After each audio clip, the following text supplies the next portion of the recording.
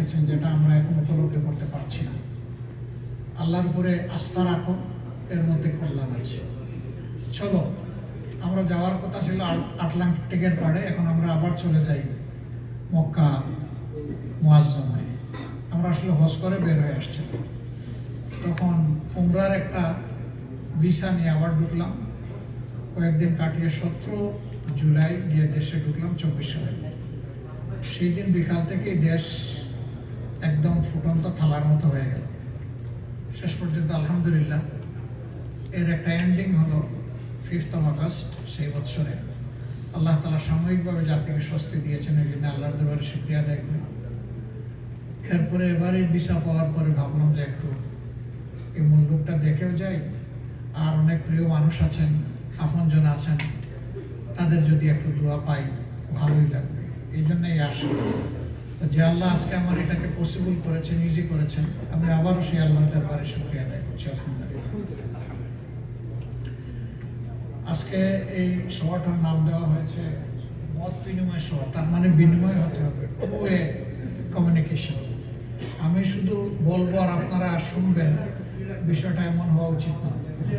এই জন্যে আমি স্পন্টেনিয়াসলি আপনারা যারা বলতে চান, আপনারা প্রিয় দেশটাকে কিভাবে দেখতে চান, আর সেই ক্ষেত্রে আমাদের কাছে পার্টিকুলারলি আপনাদের এক্সপেকটেশনটা কি, যদি আপনারা খুব সংক্ষেপে আর্টিকুলেট করে এই কথাগুলো বলেন, এটা আমি আশা করি আমার জন্যে, আমার প্রিয় সংগঠনের জন্য, প্রিয় দেশের জন্য কাজে লাগবে ইনশাআল্লাহ। আমার সাথে লোকেরা আছে, তারা প্রপার নোটে এগুলো নেবেন। আমরা এগুলাকে ইভালুয়েট করব, চেষ্টা করব আপনাদের আন্তরিক এবং মূল্যবান যে পরামর্শগুলো, সেগুলাকে মূল্য দেওয়ার, মর্যাদা দেওয়ার সর্বোচ্চ চেষ্টা করব, এই আশায় যে এগুলো দেশের জন্য, জাতির জন্য কাজে লাগবে। তারপরে এখানে যারা এসেছেন, আমেরিকার বিশেষ করে নিউ ইয়র্কে অবস্থানরত সাংবাদিক ভাইয়েরা সবাই না, একটা অংশ আপনারা এসেছেন বলে আমার বিশ্বাস। আপনাদের পরিচয় হচ্ছে যে মিরর অফ দ্য সোসাইটি, এবং আপনারা নিজেরা হচ্ছেন একজন পাহারাদার, বিবেকের পাহারাদার, জাতির বিবেক বলা হয় আপনাদের। তা আপনাদের এই গুরুত্বপূর্ণ জায়গা থেকে, স্ট্রং অ্যাভিনিউ থেকে, প্রিয় জন্মস্থানের জন্য আপনারা ভালো কিছু দিবেন, এই প্রত্যাশায় আমি এখানে দাঁড়িয়েছি। আমি এবার আপনাদেরকে ইনভাইট করছি যে আপনারা যারা বলতে চান, আমাকে ডক্টর নকিবুর রহমান তারেক উনি সহযোগিতা করবেন ইনশাআল্লাহ। আমি পার্টিকুলারলি সবাইকে চিনি না, অনেকেই চিনি, কিন্তু অনেকে আবার পার্সোনালি আমি চিনি না। তবে আজকের পরে এই ফেসগুলো আশা করি আমার দিলের চোখের সামনে ভাসবে ইনশাআল্লাহ। জি, আমরা একটা জেন্টলম্যানস এগ্রিমেন্ট করেছিলাম যে যারা এখানে সিনিয়র আছেন তাদেরকে দিয়ে শুরু করব। তো আমাদের ডক্টর ওয়াজেদ ভাই আছেন, ডক্টর ওয়াজেদ ভাইয়ের কাছে যদি মাইক্রোফোন নিয়ে যাওয়া যায়, ওনাকে দিয়ে আমরা শুরু করব। সামনে সামনে সামনে সামনে উনি চিনতেছেন, সামনে দিয়ে না, চিনে একজন মানুষের হাতে দাও, আসসালামু আলাইকুম। মানে এই সোসাইটির সাথে। আমি ডাক্তার ওয়াজেদ খান, সম্পাদক সাপ্তাহিক বাংলাদেশ। আমি কি প্রশ্ন করবো না আমি আমার কিছু কথা বলতে পারবো? আপনি আপনার কিছু মন বলে বলবেন। ধন্যবাদ। প্রশ্ন আমার চেয়ে যে প্রশ্নগুলোর উত্তর আপনি চাইবেন, আমার বিলিভ যে আমার চাইতে আপনি কম জানেন না। ধন্যবাদ। জি। আমি বলতে চাচ্ছি যে 24-এর গণ অভ্যুত্থানের মধ্য দিয়ে বাংলাদেশের মানুষের মাঝে যে স্বপ্নের যে আশার সঞ্চার হয়েছিল, আমরা বিগত 14 মাসে দেখেছি সেই আশা নিরাশায় পর্যবসিত হতে চলেছে। মূল যে আকাঙ্ক্ষা ছিল এই গণ অভ্যুত্থানের বৈষম্যহীন একটি বাংলাদেশ, যে বাংলাদেশে মানুষে মানুষে কোনো ভেদাভেদ থাকবে না, যে বাংলাদেশে মানুষ কথা বলতে পারবে, যে বাংলাদেশে মানুষ সাম্য, ন্যায় বিচার, সামাজিক ন্যায় বিচার, গণতন্ত্র এবং মানবাধিকার সবকিছু ফিরে পাবে। সেই আকাঙ্ক্ষার উপর ভিত্তি করেই প্রথমে বলা হয়েছিল যে বাংলাদেশে রাষ্ট্র সংস্কার হবে। রাষ্ট্র সংস্কারের প্রথম ধাপে আমরা জানতে পারবো যে বাংলাদেশ একটি গণতান্ত্রিক দেশ হবে, যে দেশে পরিবারতান্ত্রিক রাজনীতি থাকবে না, ব্যক্তি পূজার রাজনীতি থাকবে না, রাজনৈতিক দলগুলোর ভেতর গণতন্ত্র থাকবে, রাজনৈতিক দলের ভেতর যে জবাবদিহিতা নিশ্চিত করা হবে, রাজনৈতিক দলগুলো কোত্থেকে অর্থ পায় এবং তারা কিভাবে এই অর্থ ব্যয় করে। আমরা 54 বছরে এই বাংলাদেশে আমরা দেখেছি যারা রাজনীতিতে এসেছে তারা ফুলে ফেপে তারাই হাজার হাজার কোটি টাকার মালিক হয়েছে। যারা সদরঘাটে নৌকায় এসে থেকেছে কিংবা রেল স্টেশনে থেকেছে তারা হাজার হাজার কোটি টাকার মালিক। তাদের বাড়ি গুলশান, বনানী, বাড়ি যারা আমেরিকা, কানাডা, বিশ্বের বিভিন্ন দেশে। এই যে বৈষম্য, এই বৈষম্য দূর করার জন্য যে জীবন দিয়েছে ১৫০০ মানুষ, বাংলাদেশে ৩০,০০০ আহত হয়েছে, তাদের চিকিৎসা, তাদের এগুলোর বন্দোবস্ত হবে।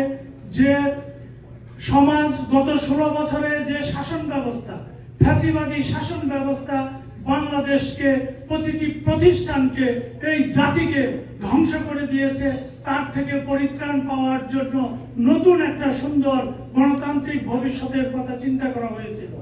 আমরা দেখেছি গণ অভ্যুত্থানের মধ্য দিয়ে স্বৈরাচার দেশ থেকে পালিয়েছে, তার যে সহযোগী তারা দেশ থেকে পালিয়েছে। এই অন্তর্বর্তীকালীন সরকার গত 14 মাসে বাংলাদেশে যে অবস্থার সৃষ্টি করেছে, এর মধ্য দিয়ে আমরা আজকে বাংলাদেশ যে গণতান্ত্রিক পর্যায়ে আগামী ফেব্রুয়ারিতে যে নির্বাচন হওয়ার কথা, সেখানে রাষ্ট্র সংস্কার, বিচার ব্যবস্থা এবং যারা আহত নিহত হয়েছে তাদের পুনর্বাসনের বিষয়টি এখনো নিশ্চিত হয়নি। এবং আমি সংক্ষিপ্ত করে বলতে চাচ্ছি যে এই সরকারের বিরুদ্ধে অনেক অভিযোগ যে তার সরকারের উপদেষ্টারা তারা কোনো কিছু করতে পারেনি, আইন শৃঙ্খলার উন্নয়ন হয়নি, সংস্কার হয়নি। জুলাই ঘোষণাপত্র হয়েছে, জুলাই সনদ গত 17 তারিখে হয়েছে, আপনারা জুলাই সনদে স্বাক্ষর করেছেন।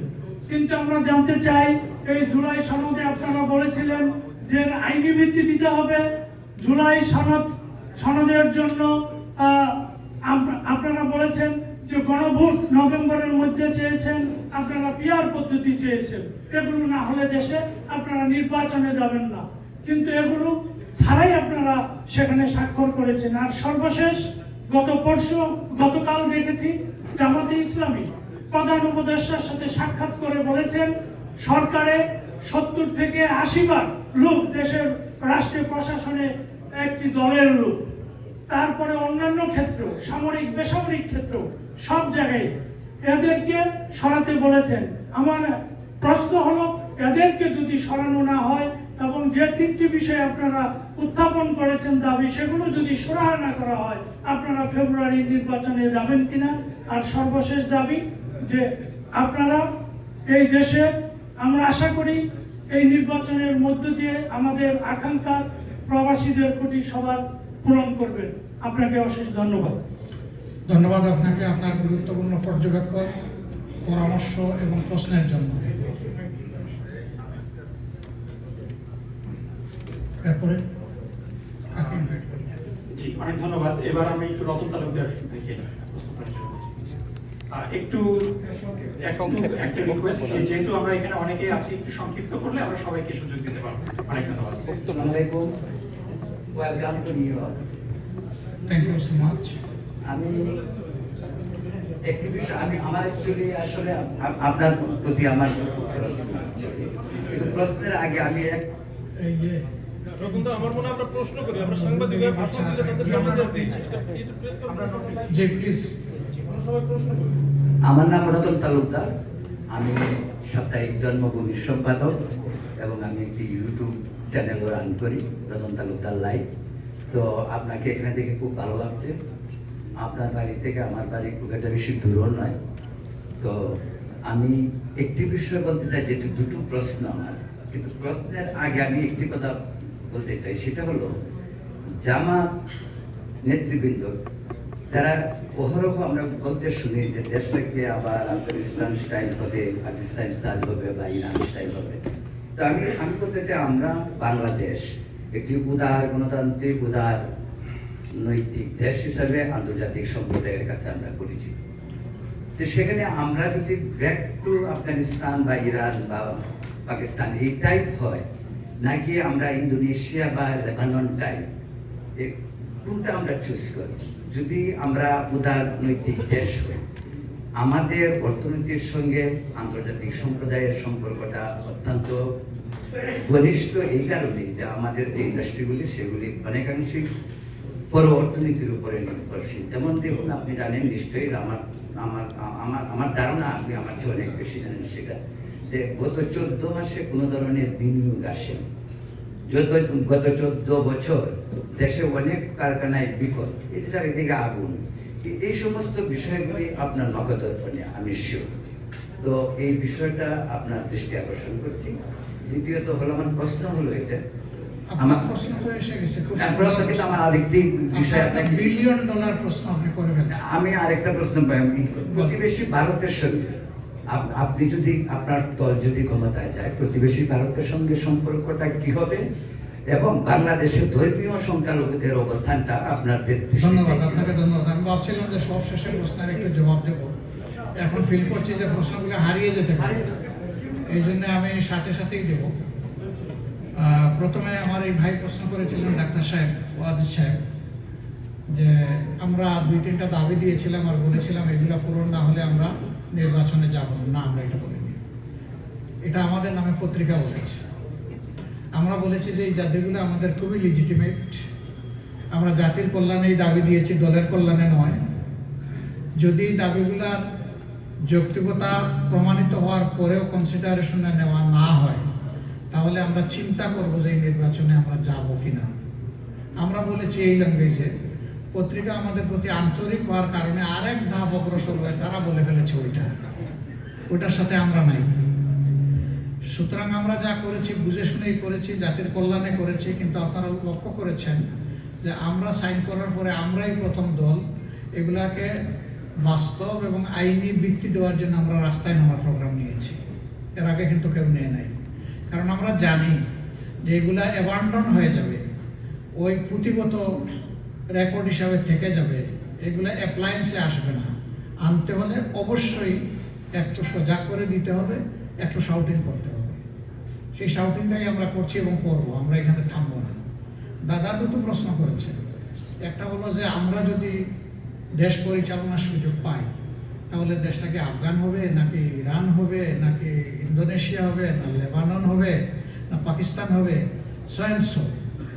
আমরা যদি সুযোগ পাই, এটা বাংলাদেশ হবে ইনশাআল্লাহ, এটা অন্য কোনো দেশ হবে না।